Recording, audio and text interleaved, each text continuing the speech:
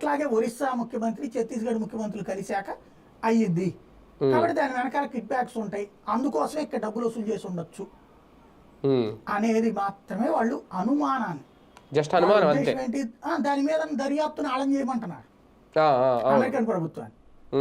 వాడు ఏం దర్యాప్తు చేయాలి?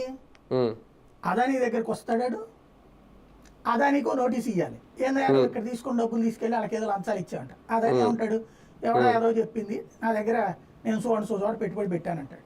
విదేశాల నుండి తీసుకున్న డబ్బులు ఎప్పుడైనా వ్యాపారంలోనే పెట్టుబడి పెడతారు, లంచాలు ఇవ్వరు అనే అమాయకత్వం. కానీ అదాని లాంటి వాళ్ళు లంచాలు ఇస్తాడు అనుకోవడం కూడా అమాయకత్వం.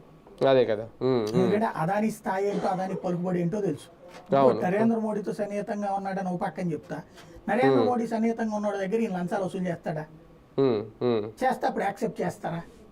ఇది కూడా $1 మిలియన్ ప్రశ్నే అన్నమాట.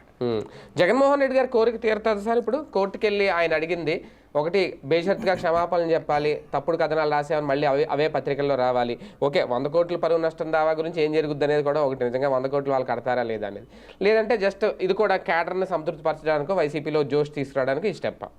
ఇందులో ఇతను తీసుకునే నిర్ణయాన్ని బట్టి ఉంటుంది. అందులో 4 కోణాలు ఉన్నది. ఒకటి క్షమాపణ, ఇంకొకటి ఇట్లాంటి వార్తలు ఆల్రెడీ పబ్లిష్ అయిన వాటిని తీసేయటం, తీసేయమని అడగటం, మూడోది వాళ్ళ మీద శిక్షించమని అడగటం, 100 కోట్ల రూపాయలు అడగటం, 4.